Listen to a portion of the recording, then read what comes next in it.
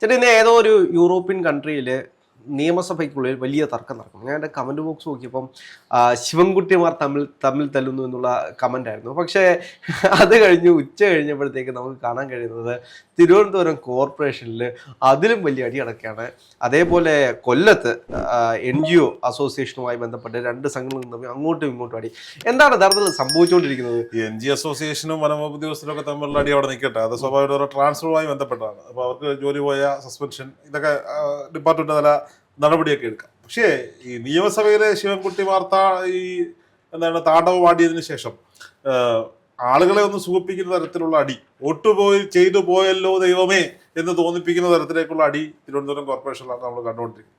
തിരുവനന്തപുരം കോർപ്പറേഷനിലേക്ക് ജയിച്ചു വന്ന 3 മുന്നണികളിൽപ്പെട്ട കൗൺസിലർമാർ. ആദ്യ അടി ഈ പറയപ്പെടുന്ന ഇടതുപക്ഷവും ഭരിക്കുന്ന മുന്നണിയായ BJPയും തമ്മിലായിരുന്നെങ്കിൽ ഇന്നടി BJPയും UDFും തമ്മിലായി എന്നുള്ളതാണ് ഏറ്റവും രസകരമായ കാര്യം. ആദ്യ അടിയിൽ പരിക്ക് പറ്റിയ ഇടതുപക്ഷത്തിന്റെ കൗൺസിലർമാർ തൊണ്ടയിലും തലയിലും ഒക്കെ കെട്ടും പാട്ടും ഒക്കെ ആയിട്ട് വന്നിറങ്ങുന്ന കാഴ്ചകളൊക്കെ കണ്ടുകൊണ്ടിരിക്കുമ്പോൾ UDFന്റെ നേതാവായ മുൻ MLA ശബരിനാഥൻ നിയമസഭയിൽ പോലും അദ്ദേഹത്തിന് ഇങ്ങനെയൊന്നും കഷ്ടപ്പെടേണ്ടി വന്നിട്ടില്ല. അപ്പോൾ അദ്ദേഹത്തിന്റെ സഹ കൗൺസിലർമാരുമായി വന്ന് അറ്റൻഡൻസ് ബുക്കിൽ ഒപ്പിടുമ്പോൾ BJPയുടെ വിദ്യാഭ്യാസ സ്റ്റാൻഡിംഗ് കമ്മിറ്റി മെമ്പറായിരിക്കുന്ന ആൾ വന്നിട്ട് ഈ അറ്റൻഡൻസ് ബുക്ക് വലിച്ചു കയറും. അപ്പം ഈ ശബരിനാഥന്റെ അപ്പുറം ഇപ്പുറമൊക്കെ സ്ത്രീകൾ നിൽപ്പുണ്ട്. അപ്പോൾ സ്വാഭാവികമായിട്ടും ഈ 2 സ്ത്രീകളെ മറികടന്നുകൊണ്ടാണ് എത്തിപ്പിടിച്ചുകൊണ്ട് ഈ അറ്റൻഡൻസ് ബുക്ക് കൈക്കലാക്കാൻ ഈ BJPയുടെ അംഗം ശ്രമിക്കുന്നത്. സ്വാഭാവികമായി ഇവിടെ പ്രതിരോധം ഉണ്ടാകുന്നു. അപ്പൊ ഈ 2, 3, 4 സ്ത്രീ കൗൺസിലർമാർ ഇവർക്ക് രണ്ടുപേർക്ക് ഇടയിൽ പെട്ടു. ശബരിനാഥന്റെ കയ്യിൽ നിന്ന് ബുക്ക് അങ്ങോട്ട് വലിക്കുന്നു, ഇദ്ദേഹം തിരിച്ചു. ഇവർക്ക് നിൽക്കാനൊരു സ്ഥലമില്ല. അപ്പോൾ സ്വാഭാവികമായിട്ടും ശബരിനാഥന് ഈ ബുക്ക് വിട്ടു കൊടുക്കുന്നതിന് അവസാനം അയാളെ തട്ടിപ്പറിച്ചിട്ട് അയാള് ശബരിനാഥനെ ആക്രമിക്കാൻ വേണ്ടി ചെയ്യുന്നത് ഈ സ്ത്രീ കൗൺസിലർമാരെ മർദ്ദിക്കുക, കൈകൊണ്ട് മർദ്ദിക്കുന്ന ദൃശ്യങ്ങളിൽ കൃത്യമായി കാണാൻ കഴിയും. അതായത് നമുക്കറിയാലോ, സ്ത്രീകളെ നോട്ടം കൊണ്ട് നോക്കുന്നത് പോലും അങ്ങനെയാണ്. അപ്പോൾ സഹ കൗൺസിലർമാരെ മർദ്ദിക്കുക, ഇദ്ദേഹത്തിന് നേരെ തിരികെയും ചെയ്യുന്നു. ശബരിനാഥൻ ഈ വനിതാ കൗൺസിലർമാർക്കിടയിൽ പെട്ടുപോകുന്ന ഒരു കാഴ്ചയാണ്. അപ്പോൾ ഈ വനിതാ കൗൺസിലർമാര് എന്തായാലും ആരോഗ്യമുള്ളവരാണെന്ന് തോന്നുന്നു. ഇയാൾ ശബരിനാഥനെ അടിക്കാനൊക്കെ കൈ ഓങ്ങുന്നുണ്ട്, അടിക്കുക എന്ന പോലൊക്കെ കാണിക്കുന്നുണ്ട്. കുപ്പിയിൽ വെച്ചിരുന്ന വെള്ളം, കുടിക്കാൻ ടേബിളിൽ വെച്ചിരുന്ന വെള്ളം എടുത്ത് ആരോ സൈഡിൽ നിന്നൊരു ചുമന്ന ഉടുപ്പിട്ട ഒരാൾ എറിയുന്ന കാഴ്ച ഈ BJP കൗൺസിലർമാർക്കിടയിൽ നിന്ന് ഇവർക്ക് നേരെ എറിയുന്ന കാഴ്ച മാധ്യമങ്ങളുടെ ക്യാമറയിലേക്കൊക്കെ ഈ വെള്ളം തെറിക്കുന്നുണ്ട്. നോക്കൂ, നാണമാകില്ലേ ഇവന്മാർക്ക് എന്ന് ചോദിക്കാൻ എനിക്ക് നാണമാകുന്നുണ്ട്. ഞാൻ പറയുന്നത് ഇവിടുത്തെ BJPക്കാരെ പറ്റിയാ. UDF നേതൃത്വം കൊടുക്കുന്ന ശബരിനാഥന്റെ അവിശ്വാസ പ്രമേയം കൊണ്ടുവരുമെന്ന് പറഞ്ഞു. അത് പരാജയപ്പെടും എന്നുള്ളതുകൊണ്ട് അതിനെ കുറിച്ച് അറിയില്ല. അത് സ്വാഭാവിക ഒരു ജനാധിപത്യ സമ്പ്രദായത്തിൽ ഇതൊക്കെ നാട്ടു നടപ്പുള്ള കാര്യമല്ലേ. അതിനെ ആശയപരമായും ജനാധിപത്യപരമായും നേരിടണ്ടേ. നിങ്ങളുടെ കൂട്ടത്തിൽ ഒരു കൗൺസിലറിനെ കാപ്പ കേസിൽ പിടിച്ച് അകത്തിട്ടത് ഇവിടുത്തെ കോൺഗ്രസ്സുകാരെ പറഞ്ഞിട്ടാ അല്ല, ഇവിടുത്തെ CPM-കാരെ പറഞ്ഞിട്ടാ അല്ല, അവരെതിരെ പരാതി ഉണ്ടായിട്ടല്ലേ, കോടതി പറഞ്ഞിട്ടല്ലേ. BJPക്ക് അത്രയ്ക്ക് ആർജവമുണ്ടെങ്കിൽ വേണ്ട, കോടതിയിൽ സമർപ്പിക്കണ്ട. കാപ്പ കേസിൽപ്പെട്ട ഇയാൾ സ്വമേധയാ തെറ്റുതിരുത്തി വരട്ടെ. അല്ലെങ്കിൽ ഇയാൾ നിരവാദം തെളിയിക്കുന്നവർ രാജിവെക്കാൻ ആവശ്യപ്പെടണം BJP. വേണ്ടേ, വെച്ചിട്ട് അവിടെ ഉപതെരഞ്ഞെടുപ്പ് നടത്തണം. BJP വലിയ അവിടുത്തെ വികസന നായകരാണ് BJP എങ്കിൽ അടുത്ത നിർത്തുന്ന സ്ഥാനാർത്ഥി ജയിച്ചു വരില്ലേ.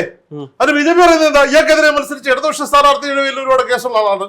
ആയിക്കോ, നിങ്ങൾ തമ്മിലായിക്കോ, ഈ ക്രിമിനൽ ലിസ്റ്റിന്റെ പേരിൽ നിങ്ങൾ തമ്മിൽ അങ്ങോട്ടും ഇങ്ങോട്ടും അടിച്ചോ. സുഗതനോട് രാജിവെക്കാൻ പറഞ്ഞിട്ട് പുതിയ സ്ഥാനാർത്ഥികളെ മത്സരിപ്പിച്ചോണ്ട് തെരഞ്ഞെടുപ്പ് നടത്തുന്നേ ജനം തീരുമാനിക്കട്ടെ. നിനക്കൊന്നും പാരമ്പര്യമായി വെച്ച് കൈമാറ്റം ചെയ്തു തന്നല്ലോ കൗൺസിലർ പദവി, നഗരസഭാ പദവി. ഇടതുപക്ഷം ഭരിച്ചുകൊണ്ടിരുന്ന കാലഘട്ടത്തിൽ തിരുവനന്തപുരം കോർപ്പറേഷൻ ഉണ്ടായ അഴിമതികളെ കുറിച്ച്, അല്ലെങ്കിൽ അവിടെ നടക്കുന്ന ചെറിയ ചെറിയ അഴിമതികൾ, വലിയൊന്നും പോയിട്ടില്ല. ഈ BJP ടീം ഇവര് റീൽസിന്റെ ആളുകളാണ്. ബട്ട് കോൺഗ്രസ്സുകാരെ പറ്റിയാണ് ഈ റീൽസിനെ കുറിച്ച് പരാതി കേട്ടോണ്ടിരുന്നത്. ഇപ്പൊ അത് എന്തായാലും BJPക്കാരും ഇടതുപക്ഷവും ഏറ്റെടുത്തിട്ടുണ്ട്. മുഹമ്മദ് റിയാസ് വന്നതോടുകൂടി ഇടതുപക്ഷവും, നരേന്ദ്രമോദി വന്നതോടുകൂടി BJPയും ഇത് ഏറ്റെടുത്തിട്ടുണ്ട്. മേയറും ഡെപ്യൂട്ടി മേയറും എങ്ങോട്ട് തിരിഞ്ഞാലും റീൽസാണ്. പ്രത്യേകിച്ച് കൊച്ചിയിൽ മാത്രം കണ്ടുവന്നിരുന്ന ഒരു പ്രത്യേകതരം ജീവികളുണ്ട്. സ്ത്രീകളെ എവിടെ കണ്ടാലും ക്യാമറ ഉയർത്തിപ്പിടിക്കുകയും ലോ ആംഗിളിലും ഹൈ ആംഗിളിലും ബേഡ് ഐ വ്യൂവിലും ഒക്കെ ഫ്രെയിം വെക്കുകയും ചെയ്യുന്ന ഒരു കൂട്ടം ഓൺലൈൻ മാധ്യമ പ്രവർത്തകർ. അവരെ കുറ്റം പറഞ്ഞിട്ട് കാര്യമില്ല കേട്ടോ. അവർ പറഞ്ഞ് ഈ സിനിമാ നടിമാർ അവിടുത്തെ കയറുമ്പോഴേ വിളിച്ചു പറയും ഇതുപോലെ വന്ന് നിൽക്കണേന്ന്. ഇവർക്ക് പറ്റുന്ന കണ്ണിന് അഴകേകുന്ന വസ്ത്രമൊക്കെ ധരിപ്പിച്ചിട്ടാണ് ഇവർ വരിക. ഇപ്പൊ തിരുവനന്തപുരത്തും എറണാകുളത്ത് കണ്ടിരുന്ന ഈ പ്രത്യേകതരം വർഗ്ഗങ്ങൾ ഇപ്പൊ തിരുവനന്തപുരത്തും സജീവമായിട്ടുണ്ട്. തിരുവനന്തപുരത്ത് പഴയ പോലെ സിനിമാക്കാരൊന്നും ഇല്ല, കുറച്ച് സീരിയലുകാരൊക്കെ ഉള്ളൂ. അതുകൊണ്ട് ഇപ്പോ കാണാൻ കൊള്ളാവുന്ന രാഷ്ട്രീയ നേതാക്കൾക്ക് പിന്നാലെയാണ് അല്ലെ. കാണാൻ കൊള്ളാവുന്ന രാഷ്ട്രീയ നേതാക്കൾ എന്ന് ഞാൻ ഉദ്ദേശിച്ചത് അല്പം സൗന്ദര്യവും ആളുകൾ 4 പേര് അറിയുകയും ചെയ്യുന്ന രാഷ്ട്രീയ നേതാക്കൾക്ക് പിന്നാലെയാണ്. അതില് ഈ പറയപ്പെടുന്ന തിരുവനന്തപുരത്തിന്റെ അല്ല തിരുവനന്തപുരത്തിന്റെ ഡെപ്യൂട്ടി മേയർ ഉണ്ട്, UDF നിന്ന് ജയിച്ചു വന്ന ആ പെൺകുട്ടി ഉണ്ടല്ലോ, എന്താ അവിടെ സ്ഥാനാർത്ഥിയാവും എന്നൊക്കെ പറഞ്ഞ വൈഷ്ണവി അങ്ങനെ വൈഷ്ണവ സുരേഷ്, അങ്ങനെ കുറച്ച് പേരുണ്ട്. ഇവരൊക്കെ പിന്നാലെയാണ്. അപ്പൊ സ്വാഭാവികമായിട്ടും എല്ലാ പരിപാടിക്കും ഈ പറയപ്പെടുന്ന നഗരപിതാവിനൊപ്പം ഇവർ കൂടി പോകുമ്പോൾ അവിടെ ചാനൽ ക്യാമറകളുടെ എണ്ണം ഇപ്പൊ കൂടുതലാണ്. പിന്നെ യുവരാജിന് അത്യാവശ്യം സോഷ്യൽ മീഡിയക്ക് വേണ്ടുന്ന കണ്ടന്റ് കൊടുക്കാൻ അറിയാവുന്നതാണ്, അത്യാവശ്യം സംസാരിക്കാൻ അറിയാവുന്നതാണ്. അപ്പം ഈ നമ്മൾ ഈ ഉത്തർപ്രദേശിലൊക്കെ കണ്ടിരുന്ന ബുൾഡോസർ രാജിന്റെ ഒരു മിനിയേച്ചർ പതിപ്പ് തിരുവനന്തപുരം ചാലക്കമ്പോളത്തിലൊക്കെ ഇറക്കിയപ്പോൾ ചാനൽ ക്യാമറകളൊക്കെ ഇദ്ദേഹത്തിനൊപ്പം കൂടി കാണാൻ ആളുണ്ട്, കൈയടിയൊക്കെ കിട്ടുന്നുണ്ട്. അപ്പോൾ സ്വാഭാവികമായിട്ട് ഇടതുപക്ഷം അവിടെ ഒരു സമരത്തിന് വരികയാണ്. ഇടതുപക്ഷത്തിന് സമരം ചെയ്യാൻ അർഹതയുണ്ടോ എന്ന് ചോദിച്ചാൽ അത് പുറംചിത്രം നടത്തണം. കൗൺസിൽ ഹാളിലെ പുറത്ത് വേണമെങ്കിൽ നടത്തും. അപ്പൊ ഇത് മേയറുടെ ഓഫീസിന് മുന്നിൽ സ്വാഭാവികമായിട്ട് എന്താ ചെയ്യണ്ടേ? അവിടെ ഒരു പ്രശ്നം ഉണ്ടാക്കാതിരിക്കുക എന്നുള്ളതാണ്. 2 കൈ കൂട്ടി അടിച്ചാലല്ലേ പ്രശ്നമുള്ളൂ. അതെ. അപ്പോ നിങ്ങൾ 2 സമരം അങ്ങനെ അങ്ങ് പൊളിക്ക്. ഇവിടെ അങ്ങനല്ല, ഞങ്ങളെ വിട്ടുകൊടുക്കാൻ തയ്യാറില്ല. അവിടെ ഒരുത്തം വെല്ലുവിളിക്കുന്നുണ്ട് ശബരിനാഥരെ, നീ പെണ്ണുങ്ങളുടെ ഇടയിൽ നിന്ന് നീ ഇങ്ങോട്ട് പോടാ, നിനക്ക് ഇടിക്കാൻ അറിയാൻ പോടാന്നൊക്കെ ചോദിക്കുന്നത്. ഇടിച്ചു തപ്പിക്കരുതെന്നത് ഗോതയോ? ഇവിടെ ശബരിനാഥൻ ജി കാർത്തികേയന്റെ മകനായി വന്ന ആളാണ്. അയാള് നല്ല 1-1 കോളേജിൽ പഠിച്ച് നല്ല 1-1 IT പ്രൊഫഷണൽ ആയിട്ടിരുന്ന ആള് രാഷ്ട്രീയത്തിലേക്ക് ഇറങ്ങി വന്നത്. ഇടിച്ചു തപ്പിക്കുന്നത് ഗോതയാ?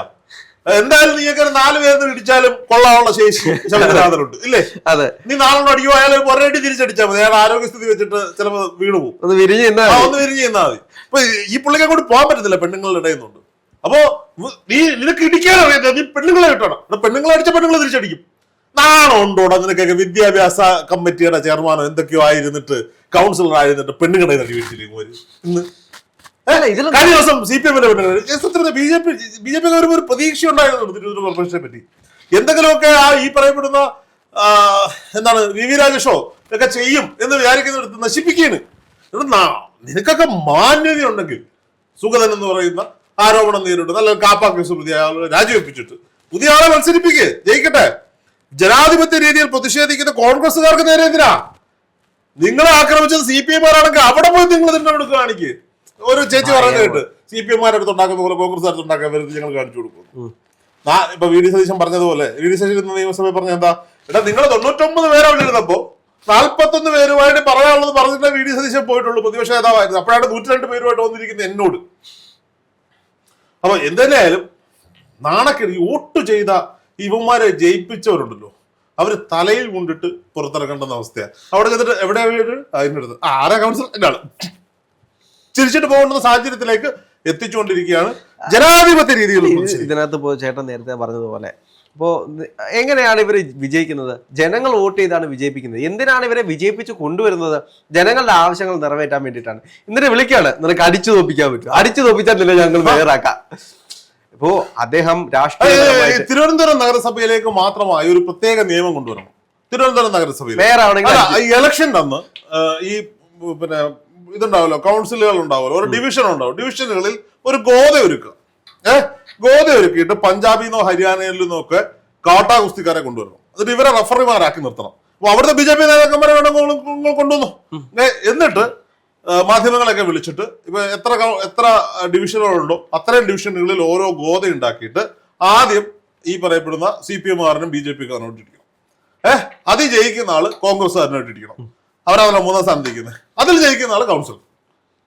അങ്ങനെ ഒരു തീരുമാനം തിരുവനന്തപുരം കോർപ്പറേഷനിലേക്ക് അങ്ങനെ ഒരു തീരുമാനം കൊണ്ടുവരാൻ. എനിക്കൊന്നും അതിനപ്പുറത്തേക്ക് മേയർ തെരഞ്ഞെടുപ്പിലേക്ക് അല്ലെങ്കിൽ ഞാൻ ബഹുമാനപ്പെട്ട ആഭ്യന്തരമന്ത്രിയോടും ബഹുമാനപ്പെട്ട കേരളത്തിന്റെ മുഖ്യമന്ത്രിയോട് ഒരു അപേക്ഷയുണ്ട്. ഈ കൗൺസിലർമാർക്ക് എല്ലാവർക്കും തോക്ക് കൊടുക്കണം. തിരുവനന്തപുരം നഗരസഭ വരുന്ന എല്ലാ പിന്നെ കൗൺസിലർമാർക്കും തോക്ക് പരസ്പരം വെടിവെച്ച് കളിക്കട്ടെ, വെടിവെച്ച് കളിക്കട്ടെ. ഇതിനും അതല്ലേ ഈ ശല്യങ്ങളൊക്കെ തീരുമല്ലോ. ഇത് രമേശ് ചെന്നിത്തല VD സതീശൻ ഇത് കേൾക്കണം, ഇതിന് അനുകൂലപരമായ ഒരു തീരുമാനം ഉണ്ടാക്കണം. എന്റെ അഭിപ്രായം അനുസരിച്ച് അങ്ങനെയല്ല. അപ്പോ അവിടെ ആരാണ് മേയർ ആവണം എന്നുള്ളത്, മേയർ ആവാൻ ആഗ്രഹമുള്ള ഒരു ലിസ്റ്റ് കൊടുക്കുക. ആ ലിസ്റ്റിലുള്ള ആളുകളെ വെച്ചിട്ട് അങ്ങോട്ടും ഇങ്ങോട്ടും ഇടിച്ചിടിച്ച് അത് നമുക്ക് അങ്ങനെ തീരുമാനിക്കാം. അതായത് ഈ ഇടിച്ച് കൗൺസിലർമാരായിട്ട് ഇടിച്ച് ജയിച്ചു വരുള്ളൂ, അവര് കൂട്ടടി നടത്തട്ടെ. നിങ്ങൾ കൂട്ടടി നടത്താം. ആ കൂട്ടടിക്ക് അവസാനം വിജയ് സ്റ്റൈലിൽ ഇടിച്ച് ജയിച്ചു വരുന്ന ആള് മേയർ, ഇടിച്ച് ജയിച്ചു വരുന്ന രണ്ടാമത്തെ ആൾ ഡെപ്യൂട്ടി മേയർ. വനിത ഇതൊന്നും നോക്കണ്ട. ഇനി ഞാൻ കാര്യം പറഞ്ഞു, ഈ പെണ്ണുങ്ങളെ മുൻനിർത്തിയുള്ള കളിയുണ്ടല്ലോ ഈ മൂന്നവന്മാരും. ഇപ്പൊ ഞാൻ കണ്ടോണ്ട് ഈ വീഡിയോ കാണുമ്പോൾ അറിയാം, ഈ BJP ആണുങ്ങൾ മുന്നിൽ, കോൺഗ്രസിന്റെ പെണ്ണുങ്ങൾ മുന്നിൽ. അപ്പൊ ഈ സൈഡിൽ കൂടെ ഒക്കെ BJP കുറെ പെണ്ണുങ്ങൾ കൗൺസിലർമാരെ കൊണ്ടുവന്നിട്ട് മുന്നിലേക്ക് ഇറക്കി. അപ്പൊ ഇവരാരെങ്കിലും ശബരിനാഥൻ ഒന്ന് തള്ളണം, ശബരിനാഥൻ പെണ്ണു പിടിച്ചു എന്ന് പറയണം. ഇതൊരു കാര്യം. ശബരിനാഥൻ അപ്പോഴേ പറഞ്ഞു എല്ലാവരും തിരിച്ചു പറഞ്ഞിട്ട് ആ പുള്ളി തിരിച്ചു നടന്നു. എന്ത് ചെയ്യാൻ പറ്റും? കഷ്ടം.